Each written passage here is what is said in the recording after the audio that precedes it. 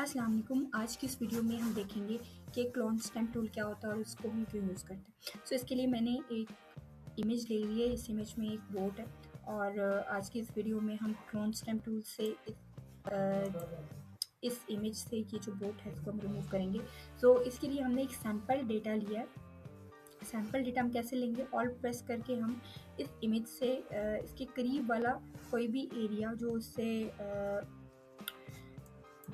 मिलता जुलता हो उसको हम ले लेंगे और ऑल्ट प्रेस करके इसका सोर्स सेलेक्ट कर लेंगे। जैसे मैंने ये सोर्स इसका सेलेक्ट किया है, हम ब्रश के साइज़ को थोड़ा सा छोटा कर लेते हैं। ऑल्ट प्रेस करके ये करीब का एरिया हम इसका एज अ सैम्पल ले लेते हैं और इस पर हम मूव करना स्टार्ट कर देते हैं। तो ये जो प्लस का साइन शो हो रहा है ये उस जगह को शो कर रहा है जहाँ से ये डेटा उठा रहा है।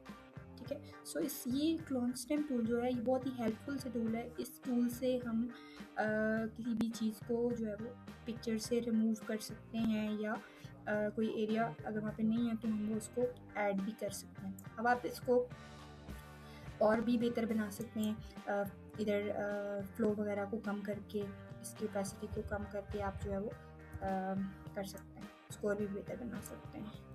बस ऑल्ट प्रेस करने से एरिया जो है वो सिलेक्ट हो जाएगा और ऐसे हम इमेज को ठीक कर सकते हैं।